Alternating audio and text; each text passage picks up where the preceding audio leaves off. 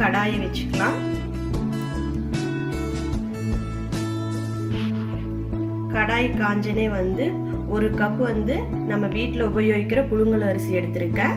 அதை ரோஸ்ட் பண்ணிக்கலாம்.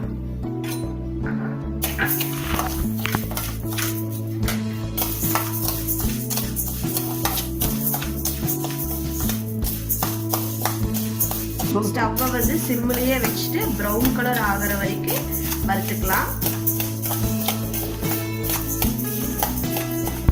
Brown colour ஆயிடுச்சு. இந்த ஸ்டேஜில் கரெக்டான ஸ்டேஜ். இப்போ நம்ம ஸ்டவ்வை ஆஃப் பண்ணிடலாம். இதை கொஞ்ச நேரம் வந்து ஆறட்டும்.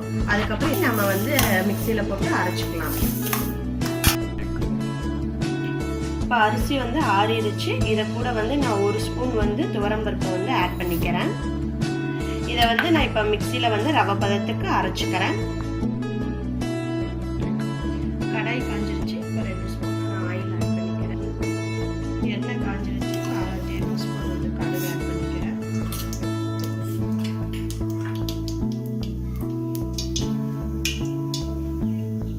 கடுகெல்லாம் பொரிஞ்சிருச்சு. இப்போ 2 ஸ்பூன் கடலைப்பருப்பு ஆட் பண்ணிக்கிறேன். 1 ஸ்பூன் உளுந்தப்பருப்பு ஆட் பண்ணிக்கிறேன்.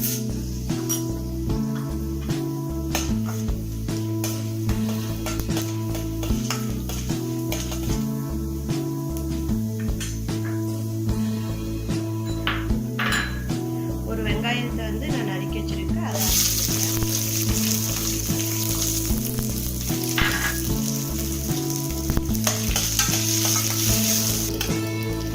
வெங்காயம் நல்லா வந்து கோல்ட் கலர்ல வந்து ஆயிடுச்சு. கொஞ்சம் கருவேப்பிலை, 1 வரமிளகா,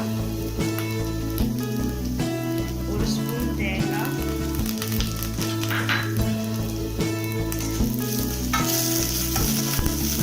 வதக்கிக்கலாம்.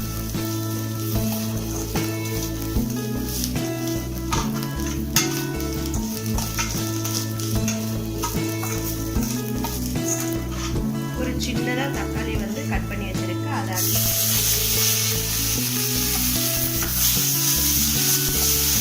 எல்லாமே வதங்கிருச்சு. இப்போ வந்து 1 கப்பு நான் அரிசி எடுத்திருக்கேன். 1 கப் அரிசிக்கு வந்து 3 கப்பு தண்ணியை ஆட் பண்ணிப்போம்.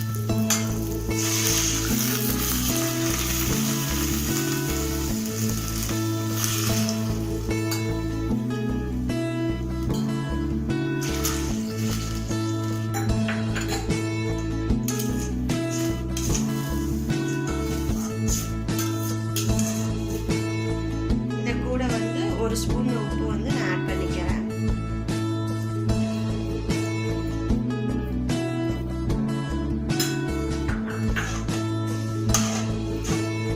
இது நல்லா கொதி வரட்டும்.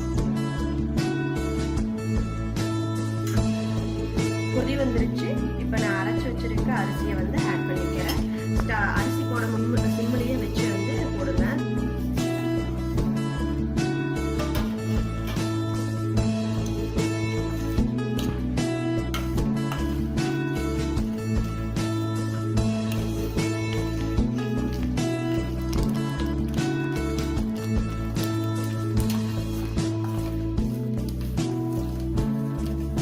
இடையில கிளறி விட்டுட்டே இருங்க.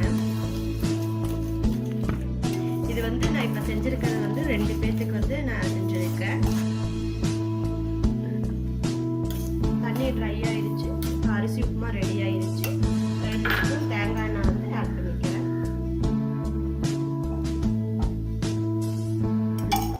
அரிசி உப்புமா ரெடி ஆயிடுச்சு. இது உங்கள் வீட்டில் ட்ரை பண்ணி பாருங்கள். உங்களோட ஃபீட்பேக்கை கமெண்ட் செக்ஷனில் மறக்காமல் சொல்லுங்கள். லைக் பண்ணுங்கள். உங்கள் ஃப்ரெண்ட்ஸுங்களுக்கெல்லாம் ஷேர் பண்ணுங்கள். நீங்கள் இன்னும் இந்த சேனலை வந்து சப்ஸ்கிரைப் பண்ணாமல் இருந்தால் சப்ஸ்கிரைப் பண்ணுங்கள். அப்படியே பக்கத்தில் இருக்க பெல் பட்டனை கிளிக் பண்ணுங்கள். அப்போ தான் நான் போடுற ஒவ்வொரு ரெசிபியும் உங்களுக்கு வந்து நோட்டிஃபிகேஷன் ஆகும். தேங்க்யூ.